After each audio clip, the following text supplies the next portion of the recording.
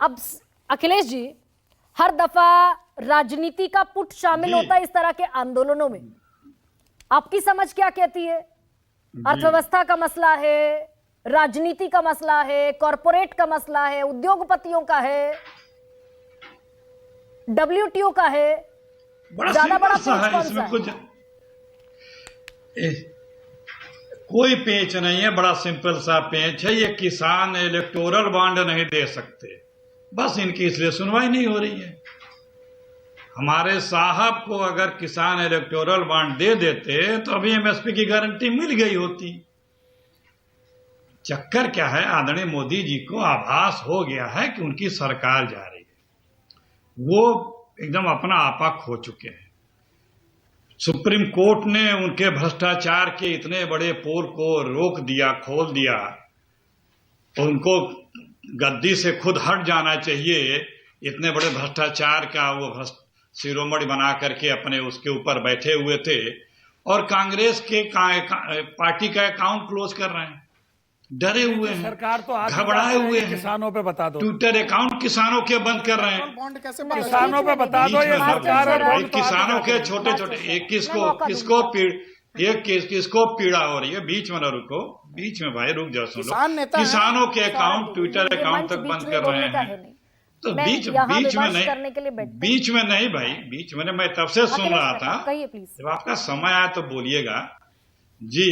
तो यही मैं कह रहा हूं कि जो आदमी इतना डरा घबराया हुआ है, और उस आदमी ने हमारे कांग्रेस पार्टी के अकाउंटों को बंद कर दिया, विपक्ष को किस तरह से अखिलेश जी किसानों पर बोलेंगे लगा हुआ, लेकिन कोई डरने वाला नहीं, बीच में नहीं, प्लीज। अरे मैं उस सब पे बोल रहा हूं, मैं सब पे बोल रहा हूं। ये भी बड़ा मसला है कि आप किसान को, जो भी इनसे असहमत है, जो वादे इन्होंने किए थे, मोदी जी ने तो वादे किए थे देने के लिए, उसी की तो मांग किसान कर रहा है। और अगर कोई दूसरा वादा किया है या पॉलिटिकल पार्टी अपोजिशन के लोग कर रहे हैं, तो उनको भी दबाओगे, उनको भी कुचलोगे, खालिस्तानी पाकिस्तानी सब कुछ बना डालोगे।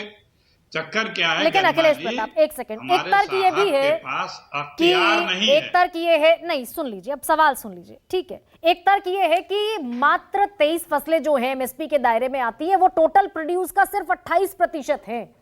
इसके अलावा जो 72% है वो पोल्ट्री से आता है, फिशरीज से आता है, डेयरी प्रोडक्ट से आता है, दूध का सबसे ज्यादा उत्पादन होता है इस देश में।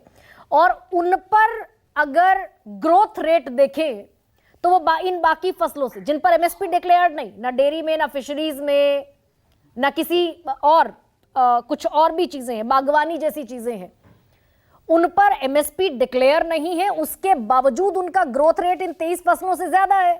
ये तर्क भी है सरकार का।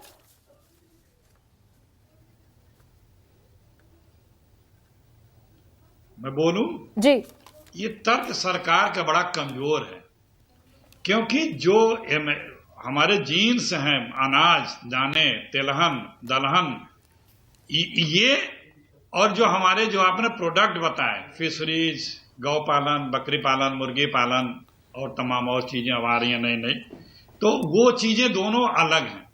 हमारा देश कृषि प्रधान देश है, और जिसमें दूध का भी उत्पादन हमेशा से होता रहा है बहुत बड़े तादाद पे। तो आप जो किसानों को हमें अनाज की गारंटी जब देंगे, तो उससे देखिए, जब भी आज 50% से ऊपर किसान की इकोनॉमी से देश चल रहा है, और जब आप कभी भी किसी देश की इकोनॉमी को मजबूत करना हो, तो उस देश के लोगों की बाइंग कैपेसिटी आप बढ़ाते जाएं, तो उस देश की इकोनॉमी बहुत तेजी से ग्रो करती है और गवर्नमेंट को टैक्स मिलता है। तो हमारे किसान जो 50% से ज्यादा हैं, और अभी हम डेवलपिंग कंट्रीज हैं, इनकी खरीदने की क्षमता, क्रय शक्ति हम बढ़ा देंगे। वो कैसे बढ़ेगी? MSP लागू करने से बढ़ेगी। तो हम जब MSP लागू करेंगे, उनकी क्रय करने की क्षमता बढ़ेगी, तो वो और चीजें अपनी सुविधा के, और तमाम चीजें वो जो उनके पास अभी नहीं है, रोटी कपड़ा मकान से लगाए और भी तमाम चीजें, वो क्षमता बढ़ती जाएगी। अल्टीमेट सरकार को इसको फायदा होगा। ठीक है अखिलेश जी, अभिमन्यु क्या सरकार को और फायदा होना इकोनॉमी के हिसाब से। ठीक है अखिलेश जी, अभिमन्यु क्या इस बात पर एक कंसेंसस किसानों के बीच भी हो सकती है? ठीक है अखिलेश जी, मैं लौटूंगी। अभिमन्यु, क्या कंसेंसस किसानों के बीच इस बात पर हो सकती है कि जो अभी सीएसीपी घोषित करती है एमएसपी, उसी पर कानूनी गारंटी मिल जाए? अभी C2+50 को साइड रख दिया जाए, क्या सारी मांगे एक साथ मनवाना, या फिर जैसा कल भी एक बात निकलकर सामने आ रही थी कि अभी सीएसीपी जो घोषित करती है उस पर कर दीजिए कानूनी गारंटी, इस पर भी क्या कंसेंसस है क्या? देखिए, कंसेंसस किस बात पे बनेगी गरिमा जी, वो तो दोनों फोरम की मीटिंग में ही तय होगा। लेकिन मैं आपको मीटिंग के अंदर जो एक बात घटित हुई वो मैं आपको बता देता हूँ। हमने माननीय मंत्री जी बैठे थे और जो उनके सेक्रेटरीज आए हुए थे, बड़े बड़े अधिकारीज आए हुए थे, वो सब बैठे थे। तो हमने उनसे एक सवाल पूछा, जब तर्क वितर्क हो रहे थे, हमने उनसे पूछा कि आप जो अपने सेक्रेटरीज की जितनी तनख्वाह घोषित करते हैं, मान लीजिए आपने 2 लाख रुपए तनख्वाह घोषित कर रखी है, और अगर आप वो 2 लाख ना दे के उनको ये कहो कि भाई मार्केट में फ्लक्चुएशन हो गई है इसलिए अब की बार तो आपको 50,000 रुपये ही मिलेगी, तो क्या ये सेक्रेटरीज आपके लिए काम करेंगे? उन्होंने कहा नहीं करेंगे। तो हमने कहा आप कम से कम इतना तो पहले कीजिए, आगे बाद में कर लेंगे, हम चर्चा तर्क वितर्क बाद में कर लेंगे। पहले सरकार कम से कम ये तो कह दे कि जितना एमएसपी हम घोषित करते हैं कम से कम उतना जरूर मिलेगा हर किसान को। बाकी सीटू के हिसाब से कितनी लागत मूल्य होगी, कितना नहीं होगी, उस पर चर्चा आप बाद में कर लेंगे, तर्क वितर्क बाद में होंगे, बहस बाद में हो जाएगी। लेकिन सरकार, कितनी मांगों पर सरकार सहमत दिखी?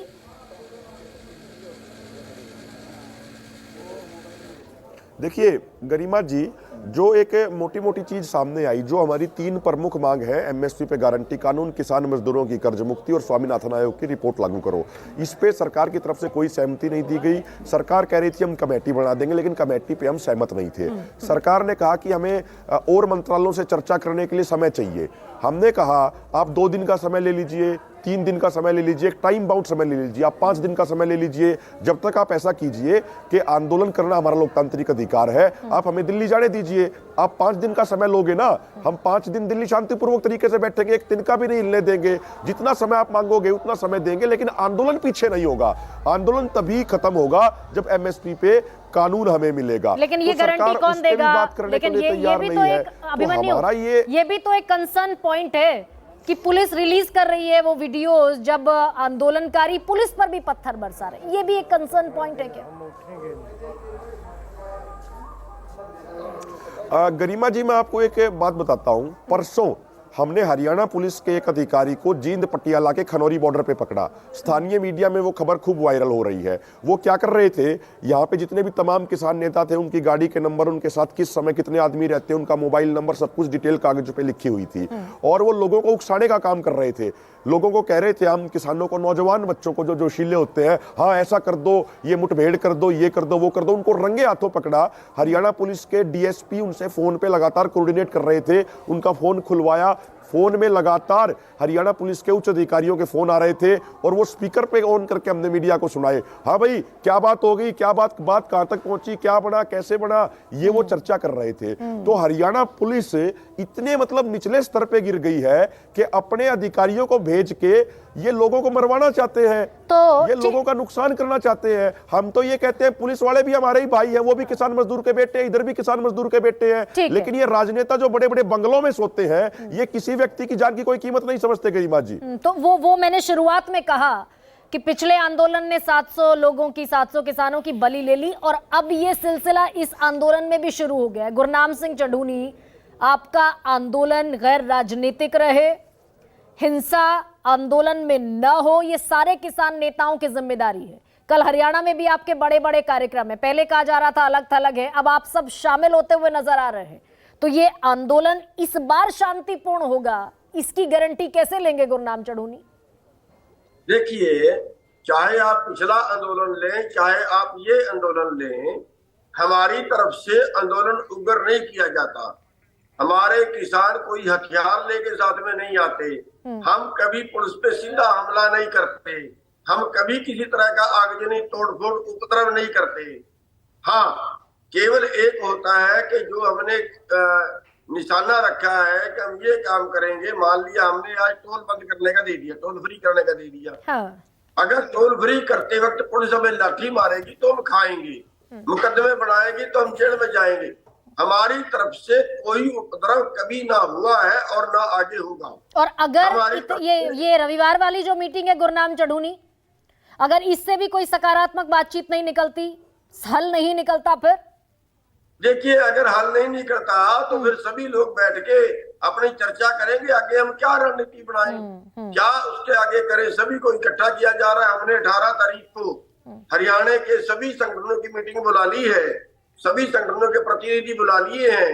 आगे की चर्चा, हम आगे की रणनीति उसी हिसाब से करेंगे जो 18 तारीख की मीटिंग में रिजल्ट निकलेगा। ठीक है मास्टर शिवराज, बहुत छोटा सा 10 सेकंड में कुछ कह पाए अगर तो।